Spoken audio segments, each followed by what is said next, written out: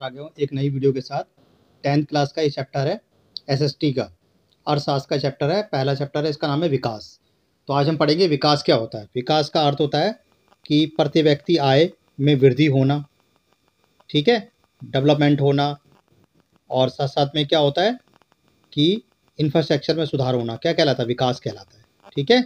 तो विकास का अर्थ क्या है? विकास का अर्थ है कि प्रति व्यक्ति आय में क्या होना? विकास होना, ठीक है। जीवन स्तर का ऊंचा होना क्या कहलाता है? विकास कहलाता है, ठीक है। तो देखो इस चैप्टर के अंदर हम देखेंगे, ये हमारा चैप्टर है फर्स्ट, विकास किसे कहते हैं।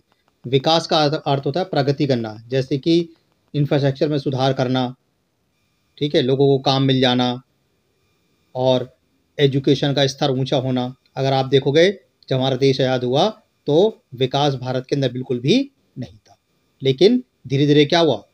विकास बढ़ा है, समझ गए। तो विकास का अर्थ क्या लिखोगे? विकास का अर्थ होता है प्रति व्यक्ति आय में वृद्धि होना। क्या कहलाता है? विकास कहलाता है। लेकिन इसके साथ साथ जीवन स्तर भी ऊंचा होना चाहिए। ये नहीं कि आपकी सैलरी लाखों के अंदर हो गई है परंतु आपका जीवन स्तर वहीं का वहीं है। तो जीवन स्तर के अंदर सुधार होना चाहिए, शिक्षा में सुधार होना चाहिए। और विकास का अर्थ अलग अलग नहीं होना चाहिए, विकास का अर्थ एक ही होना चाहिए। अगर आप देखोगे आपके गाँव के जो गाँव हैं उनके अंदर डेवलपमेंट बिल्कुल भी नहीं है, जबकि शहरों के अंदर देखोगे तो डेवलपमेंट बहुत ज़्यादा मात्रा में। तो विकास सबके लिए क्या होना चाहिए? बराबर होना चाहिए, चाहे वो गांव हो या शहर हो, समझ गए। अब आता है आर्थिक विकास को। क्या होता है आर्थिक विकास का? अर्थ होता है कि प्रति व्यक्ति आय के साथ साथ क्या जीवन स्तर में सुधार होना। क्या कहलाता है? आर्थिक विकास कहलाता है। जैसे कि कोई व्यक्ति क्या कर रहा है, आज साइकिल में जा रहा है, कल मोटरसाइकिल में आएगा, फिर कार खरीदेगा, तो उसका क्या आर्थिक विकास हो रहा है। समझ गए बात को। तो विकास का अर्थ क्या है? देखो इस कार से आप समझ जाओगे, ठीक है, देखने से। तो एक अलग अलग लोगों के लिए अलग अलग विकास की अवधारणा रही है भाई। किसी ने पर कैपिटल इनकम किसी की बढ़ गई तो उसके लिए विकास हो गया, किसी पर कैपिटल इनकम नहीं बढ़ी तो उसके लिए क्या हुआ? विकास नहीं। आम आदमी क्या चाहता है? आम आदमी चाहता है कि उसकी इनकम थोड़ी सी बढ़ जाए, जीवन स्तर में उसके सुधार हो जाए, तो वो उसके लिए विकास है। इसी प्रकार से सरकार क्या करती है? समय समय पर कल्याणकारी योजनाएं चलाती है ताकि लोगों की पर कैपिटल इनकम बढ़ जाए। किसी भी तरह से ज़्यादा आय चाहने के लिए अतिरिक्त लोग क्या करते हैं भाई? ज़्यादा आय चाहने के लिए लोग क्या करते हैं? ज़्यादा काम करते हैं। इसी प्रकार से सरकार क्या करती है? समय समय पर डैम बनाती है, जैसे कि नर्मदा नदी पर सरदार सरोवर डैम बनाया गया। किस लिए बनाया गया? ताकि लोगों को बिजली मिल सके, पानी मिल सके। लेकिन लोग क्या करते हैं? उसका विरोध भी करते हैं। क्यों? क्योंकि कभी कभी क्या होता है, विकास के नाम पर उनकी भूमि छीन ली जाती है। सरकार कहती है कि हमें यहाँ क्या डैम बनाना है, और डैम बनाना तो आपकी ज़मीन चाहिए, क्योंकि हम डैम बनाएंगे तो क्या होगा? बिजली तो बनेगी, पानी मिलेगा, एग्रीकल्चर सेक्टर में सुधार होगा। लेकिन वहाँ के स्थानीय लोग जो हैं वो वहाँ से क्या हो गए? विस्थापित होंगे। समझ गए बात को। तो देखो ये चित्र क्या दिखा रहा है? यह सरदार सरोवर डैम की ऊंचाई में वृद्धि की जा रही थी, इसका विरोध कर रहे हैं। समझ गए। तो कभी कभी लोग क्या करते हैं? विरोध भी करते हैं, ठीक है। समझ में आ गया। अब आता है राष्ट्रीय विकास क्या होता है। राष्ट्रीय विकास का मतलब होता है कि पूरे देश का विकास करना। क्या कहलाता है? राष्ट्रीय विकास कहलाता है, समझ गए। तो इसके लिए हमें क्या करना चाहिए? हमें राष्ट्रीय विकास का मतलब क्या है? हमारी जीडीपी बढ़ना। ये देखो, जैसे इंफ्रास्ट्रक्चर में सुधार होना, बिल्डिंग बढ़ना, ठीक है, ये सब हमारा क्या विकास है। जैसे हॉस्पिटल इत्यादि बनना। लेकिन हमें ये भी देखना पड़ेगा कि वो विकास कहाँ पर हो रहा है। अगर मान लो हमने शहरों के अंदर बड़ी बड़ी बिल्डिंगें बना दी, हॉस्पिटल बना दिए, तो गाँव के लोग वहाँ तक कैसे पहुँच पाएंगे? हमें गाँव का भी विकास करना है। इसी प्रकार से हमने देखना है कि जो हम विकास कर रहे हैं तो पर्यावरण को नुकसान तो नहीं पहुँच रहा। कहीं ऐसा तो नहीं कि हमने विकास के नाम पर अंधाधुंध पेड़ पौधों को काट दिया हो। इससे क्या होगा? हमारा पर्यावरण प्रभावित होगा। ये देखो, ये महिला क्या करे? विकास के नाम पर हमने क्या करा है कि पर्यावरण को नुकसान पहुंचा दिया, ठीक है। विभिन्न देशों या राज्यों की तुलना करना। अगर हम देखते हैं अलग अलग देशों में विकास की अलग अलग धारणा रही है। जैसे यूरोप के देश देखो तो बहुत ज़्यादा क्या है? पावरफुल है। यूरोप के देशों में बहुत ज़्यादा विकास है, ठीक है। और वहाँ पर औसत आय भी बहुत ज़्यादा है, समझ गए। एवरेज इनकम वहाँ पर क्या है? ज़्यादा है। इसी प्रकार से प्रति व्यक्ति आय वहाँ पर क्या बहुत ज़्यादा है, पर कैपिटल इनकम बहुत ज़्यादा है। देखो आपसे पूछेगा कि प्रति व्यक्ति आय क्या होती है, तो प्रति व्यक्ति आय के लिए हम क्या करते हैं? जब कुल जनसंख्या से भाग देकर हम प्रति व्यक्ति आय निकालते हैं, ठीक है। देश की कुल आय को कुल जनसंख्या से जब भाग कर दिया जाता है तो हमें औसत आय को प्रति व्यक्ति आय भी कहा जाता है, यानी कि पर कैपिटल इनकम पता लग जाती है। विश्व बैंक की विकास रिपोर्ट के अनुसार देशों का वर्गीकरण इस आधार पर किया जाता है कि यदि कोई व्यक्ति $1 पर डे नहीं कमा पाता, यानी किसी देश का कोई व्यक्ति $1 पर डे नहीं कमा पाता, तो वो व्यक्ति क्या है, वह देश क्या है, गरीब है।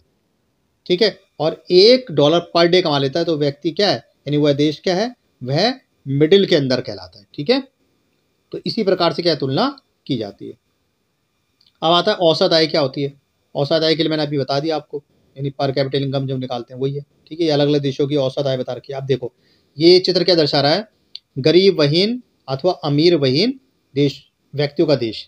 हमने कुर्सियों को बनाया तथा उसका उपयोग करते हैं। ये देखो ये कुर्सियां दे रखी है, तो इस पर सब लोग बैठे हुए हैं। इसी प्रकार से देखो ये दूसरी साइड क्या देखा, अमीर और गरीब दिखा रखा है, यानी कि एक कुर्सी पर क्या है, अमीर देश बैठा हुआ है, मतलब एक व्यक्ति बैठा हुआ है। इतनी सारी कुर्सियों पर एक व्यक्ति बैठा हुआ है, और यहाँ पर क्या है, सिर्फ 2 कुर्सियों पर क्या है, 1 2 3 4 लोग बैठे हुए हैं। तो इससे पता लगता है कि जो संसाधन है, तो जो विकसित देश है, जो बहुत ज़्यादा डेवलपमेंट है, उन्होंने पूरी तरीके से संसाधन पर अपना कब्जा कर रखा है, और जो गरीब लोग हैं वो आगे बढ़ ही नहीं पा रहे हैं। समझ गए बात को। तो देखो क्या लिखा है, हमने कुर्सियों को बनाया तथा उनके ले लिया। ठीक है, तो इस प्रकार की चीज़ें होती रहती है। तो विकास को समझना बहुत ही आसान है। आप अपने आसपास के क्षेत्रों को देखकर समझ सकते हैं कि पहले सड़कें कैसी थी, अब सड़कें कैसे हो गई हैं, पहले पर कैपिटल इनकम कैसी थी, अब पर कैपिटल इनकम कैसे हो गई है। इसी प्रकार से भारत के कई राज्य हैं जिनके अंदर शिशु मृत्यु दर क्या है, बहुत ज़्यादा है, और जन्म दर क्या है, बहुत ज़्यादा है। ठीक है, कई राज्य ऐसे यहाँ पर क्या है, मरने वालों की संख्या क्या है, कम है, और कहीं पर ज़्यादा है। ठीक है, तो आपसे क्वेश्चन पूछेगा शिशु मृत्यु दर क्या होती है। शिशु मृत्यु दर का मतलब होता है किसी वर्ष में पैदा हुए 1000 जीवित बच्चों में से 1 वर्ष की आयु से पहले मर जाने वाले बच्चों का अनुपात शिशु मृत्यु दर कहलाता है। समझ गए बात को। तो ये डेथ रेट हो गया। ठीक है, ये देखो इस चित्र के अंदर क्या दिखा रहा है, इसमें दिखा रहा है कि डॉक्टर क्या है, बच्चे का इलाज करते हुए दिखा रखा है। ठीक है, तो केरल जो है केरल जो है सबसे बढ़िया है, क्योंकि वहाँ पर शिशु मृत्यु दर बहुत ही कम है। इसी प्रकार केरल एजुकेशन में बहुत ज़्यादा आगे है। अब आता है सार्वजनिक सुविधा क्या होती है। सार्वजनिक सुविधा वे सुविधा होती है जो सरकार द्वारा लोगों को दी जाती है, यानी ऐसी सुविधा जो सभी लोगों की पहुँच में हो, उसको सार्वजनिक सुविधा कहते हैं। जैसे कि स्कूल हो गया, कॉलेज हो गया, हॉस्पिटल हो गए, तो सरकार किस लिए बनाती है, ताकि सभी लोगों का विकास हो। ये देखो स्कूल में दिखा रहा है, यहाँ पर बिना कोई भेदभाव, यानी कि धर्म जाति को छोड़कर सभी बच्चे आकर के यहाँ पर पढ़ाई करते हैं। कोई आपसे कोई धर्म नहीं पूछता आपका। यहाँ पर हिंदू हो, मुस्लिम, सिख, ईसाई या किसी भी जाति का क्यों ना हो, वह विद्यालय में जाकर शिक्षा प्राप्त कर सकता है। जो भी सरकार द्वारा दी गई शिक्षा है उसको प्राप्त कर सकता है। ठीक है, तो ये देखो ये गाँव का एक चित्र बना हुआ है मार्केट का। उत्तर प्रदेश में ये ग्रामीण विकास दिखा रखा है। ठीक है, तो अलग अलग जगह पर अलग अलग विकास है। समझ गए। अब आता है मानव विकास रिपोर्ट क्या है, जिसको UNDP कहा जाता है। मानव विकास report united national development programme द्वारा ये स्थापित किया जाता है। इसमें UNO द्वारा समय समय पर यह प्रकाशित किया जाता है कि किसी देश की विकास दर कितनी है। ठीक है, इसी प्रकार से आपसे एक क्वेश्चन पूछेगा BMI क्या है। BMI की फुल फॉर्म होती है बॉडी मास इंडेक्स। ठीक है बेटा, रट लो, ये फुल फॉर्म बहुत बार पूछता है BMI की, बॉडी मास इंडेक्स। इसके जरिए क्या होता है, बॉडी को नापा जाता है। ठीक है, कि हाइट कितनी है, वजन कितना है, ठीक है, ये सब चीज़ें इसमें नापी जाती है। समझ गए, इसको बॉडी मास इंडेक्स कहा जाता है। तो ये क्वेश्चन कई बार आ चुका है, BMI क्या है, 11th क्लास, 10th क्लास। ठीक है, बहुत सारे कंपटीशन एग्जामों के अंदर भी ये क्वेश्चन पूछ लिया जाता है कि BMI की फुल फॉर्म क्या है। BMI की फुल फॉर्म मैंने क्या बताई है, बॉडी मास इंडेक्स। ठीक है, इसके जरिए हम क्या करते हैं, शरीर का नाप लेते हैं। ठीक है, लंबाई कितनी है, हाइट कितनी है, वेट कितना है, ये सब नापते हैं। ठीक है, अब ये देखो ये श्रीलंका बता रखा है, भारत, म्यांमार, पाकिस्तान, नेपाल, बांग्लादेश। ठीक है, और ये क्या दिखा रहा है, ये 2021 के डाटा दिखा रहा है, जो भारत है उसके पड़ोसी देशों का। इसमें SDI दिखा रहा है। SDI की फुल फॉर्म भी पूछता है आपसे, ह्यूमन डेवलपमेंट इंडेक्स। क्या पूछता है, ह्यूमन डेवलपमेंट इंडेक्स। और भारत का स्थान SDI में कितना, 132 है। यानी 2021 के डाटा के अनुसार भारत का SDI कितना है, 132। तो ये आपसे क्वेश्चन पूछ सकता है एग्जाम के अंदर, या MCQ में पूछ सकता है। SDI का अर्थ होता है मानव विकास सूचकांक, और इसके जो जन्मदाता थे वो थे महबूब उल हक। ठीक है, जिन्होंने दिया था ये। ठीक है, SDI सूचकांक का क्रमांक कुल 189 देशों में से किया गया। तो आपको समझ में आ रहा होगा विकास का अर्थ। विकास की धरणता क्या होती है, यानी विकास की धरणता का मतलब होता है कि विकास का होना। ठीक है, पर कैपिटल इनकम का बढ़ना और साथ साथ प्रति व्यक्ति आय के अंदर भी वृद्धि होना।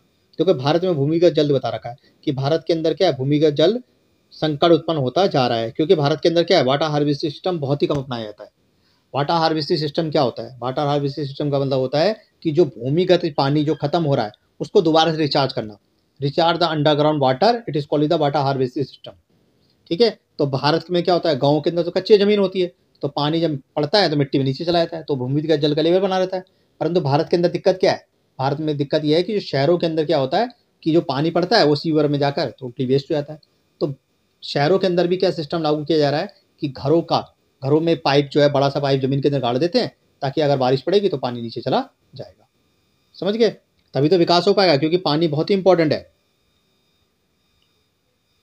तो भूमिगत जल को बचा कर रखना बहुत ज़्यादा जरूरी है। इसी प्रकार से बहुत सारे स्रोत हैं जहाँ से हम भूमिगत जल को बचाते हैं। इसी प्रकार से प्राकृतिक संसाधनों का हम दोहन करते जा रहे हैं, अंधाधुंध उसका इस्तेमाल करते जा रहे हैं, चाहे वो कोल हो, पेट्रोल हो, डीजल हो। ठीक है, आपसे क्वेश्चन पूछेगा जीवाश्म ईंधन क्या है, फॉसिल फ्यूल्स क्या होते हैं? तो जीवाश्म ईंधन वह ईंधन होते हैं जो लाखों वर्ष पहले पृथ्वी के नीचे दब गए थे, उनसे प्राप्त ईंधन को जीवाश्म ईंधन कहते हैं, यानी फॉसिल फ्यूल्स कहते हैं, जैसे कोल, पेट्रोल, डीजल, मिट्टी का तेल आदि। ठीक है, अगर हम इनका इस्तेमाल नहीं करेंगे तो आने वाले समय में समाप्त हो जाएंगे, यानी कि हमें इनका प्रॉपर इस्तेमाल करना है, हमें सस्टेनेबल डेवलपमेंट करना है। समझ गए? सस्टेनेबल डेवलपमेंट का मतलब क्या है कि जो आज की रिक्वायरमेंट पूरी हो जाए और आने वाले भविष्य की भी रिक्वायरमेंट भी पूरी हो जाए। नहीं तो हम दिखाएंगे बच्चों को, देखो कोला पेट्रोल होता था पर अब नहीं है। ठीक है, तो विकास की धारणा का मतलब क्या है, पर कैपिटल इनकम के साथ साथ जीवन स्तर में सुधार होना क्या कहलाता है, विकास कहलाता है। ठीक है, तो बच्चों आपका ये चैप्टर खत्म हो गया। आई होप आपने इस चैप्टर समझ लिया होगा।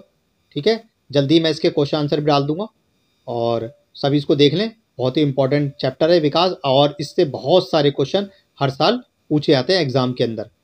ठीक है, तो मिलते हैं फिर आपसे एक नई वीडियो में जल्दी। Bye bye.